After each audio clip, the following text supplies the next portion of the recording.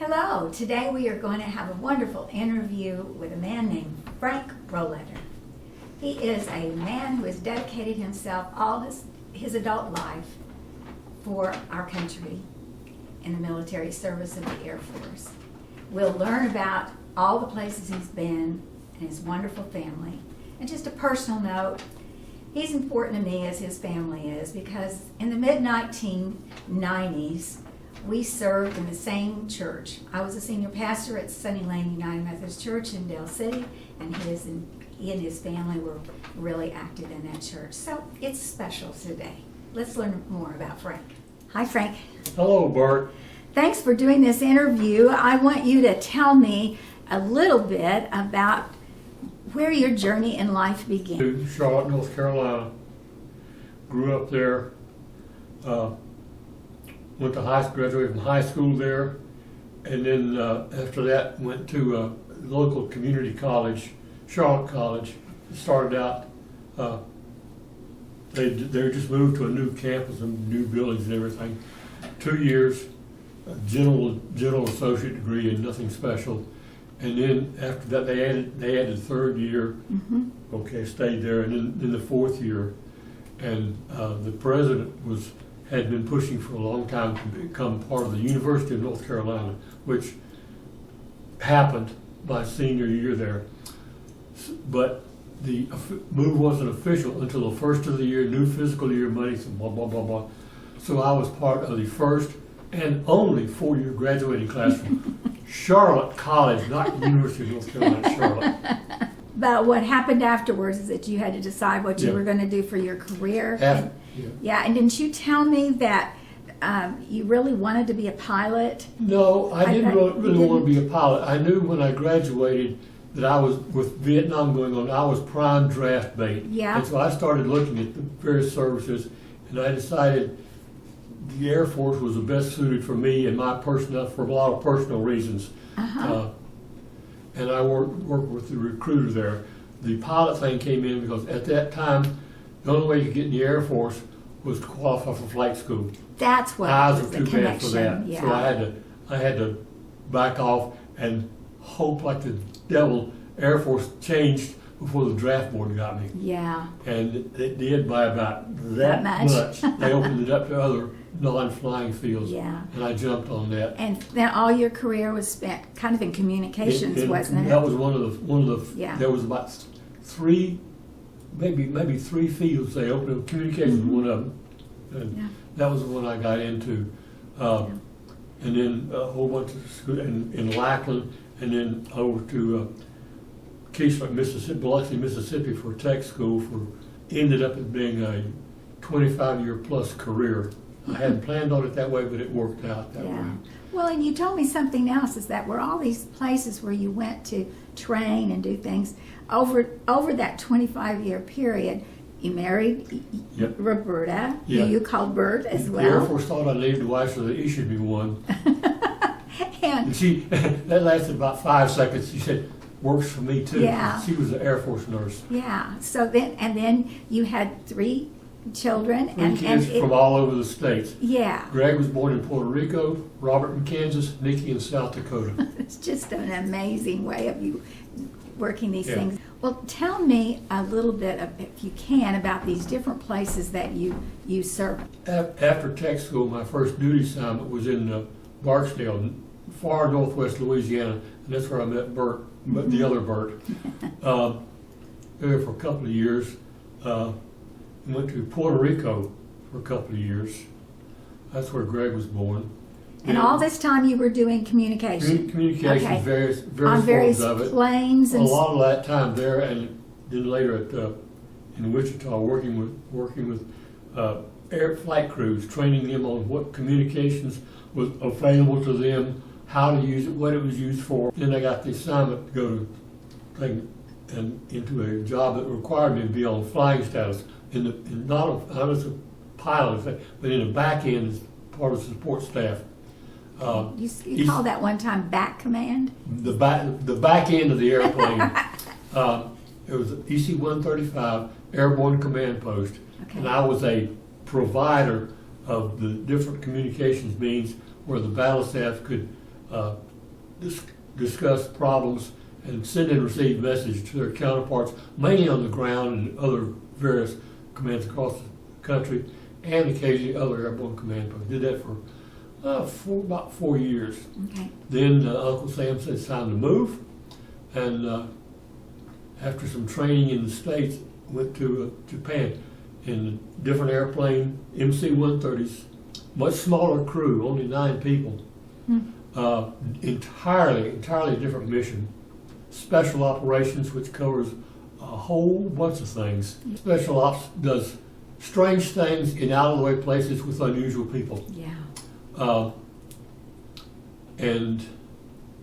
There I was not so much a provider as I was more involved in the direct communication with airborne, sometimes airborne, mostly with ground agencies. And we worked with both Army and Navy, U.S. military, and the military special ops part of various countries throughout the Pacific area, and TDYs to Hilo, Fizzer, and Yan. Again, separation from family and whatever. Yeah. Did that in Japan and the Philippines for about a little over 4 years. And then back here, stopped off at Tinker, and after the training there, started flying again back to the provider for the communications for the back end people to talk. With the AWACS, they were dealing mainly with the fighter aircraft units across the country, playing exercise games, good guys, bad guys, okay, you got to do this, get out of the way, chase this guy. Go to a lot of places and see different parts of the world, this time mainly in Europe and the Middle East. It was fun going to a lot of different countries, not as a tourist, unfortunately. Right. I did get to do a little bit of touristy things in Jordan. Kind of the high point of really my flying career. If there's one pinnacle high point, it was when we were working in Jordan with the Jordanian Air Force, and I got to meet and was introduced to King Hussein of Jordan. He got the run through about what the airplane was like, and different people told him, this is what we do, how we do it, and blah, blah, blah. And we should, yeah, really, that's nice. He was very nice, cordial about it, and didn't ask a lot of questions. I left Tinker in October and got back to Tinker in March the next year. And that's when all the thing turned, whatever it was, turned to Desert Storm, the shooting war. That didn't last very long. And one of the more memorable events, it kind of summed up a lot of the feelings and attitudes about being in Desert Storm, was when we left Riyadh, climbing out after we got settled down, the pilot came back over the interphone with the thing, kind of sang, and he was not a singer. Happiness is Riyadh in my rear view mirror.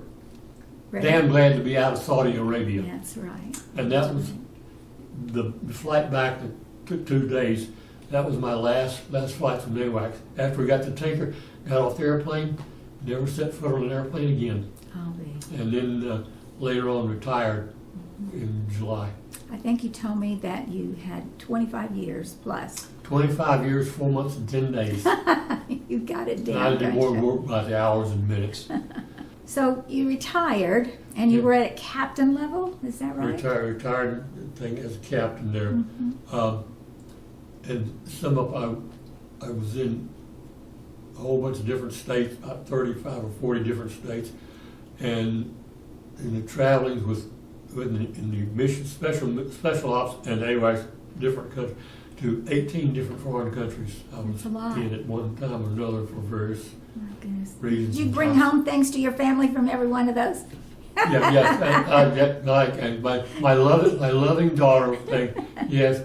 Hi, Daddy. I'm glad you're home. I missed you. What'd you bring me? Yeah. After you retired, you took on another job. Yes. And I was too young for the rocking chair, and I got into another perk from the service through the GI Bill. I went to Rose State got into the radiology program there, and after that was done, got hired on with a mobile X-ray company, we provided x-rays for nursing home residents throughout the Oklahoma City metro and surrounding areas. Did that for about 12, 13 years and decided, well, okay, then the rocking chair is not too bad right now. Yeah. Then you had some health issues. Well, A few. yeah. Ending up with a triple bypass. After I retired the second time, a few months later, it seemed like everything happened at once. I was diagnosed as diabetic, had bilateral cataract surgery, and then had a problem with my foot and going to have to have an operation on the foot for a bone spur. The doctor was cautious and wanted to make sure there was a sufficient blood supply. So, ultrasound to make sure, right? The results of that were marginal. He said, yeah, he referred me to a cardiologist, did an arteriogram, which covered basically from the waist down. And after a few days appointment, he said, well, you've got 50% blockage in both legs below the knees. That's the bad news. The good news is we don't do anything at 50%. We only just have medication. It has to get up to about 70% or something before we do stents.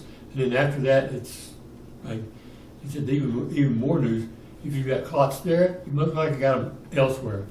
So he ordered a stress test, and I said, I'm thinking to myself, oh, pshaw.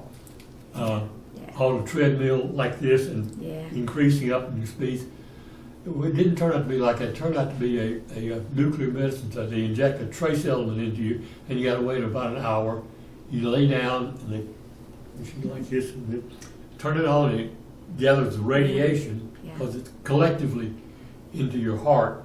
It goes in the muscle heart. And then you get on the treadmill, they wire you for sound. And he said in so many polite doctor terms, you need to talk to a cardiac surgeon. Yeah. And Turned out there was one artery in the heart was 100% blocked. Two others in the backside were 70% blocked. so we're glad you got that done. Well, we're glad you're all fixed up. And, during this time, somewhere in there, Roberta died. And your kids are all different places now, aren't they? Yeah. And so... They're basically... Nikki's on the East Coast right now, Yeah. contract work with a hospital there, but her home is here. So Greg is out down south here in outside of Alec, and Robert is in the Oklahoma City metro area. Okay, so it's not quite as lonely as I thought it was. No. But I'm glad that you're here and glad you chose Epworth Villa. That's a wonderful thing. After I retired the second time,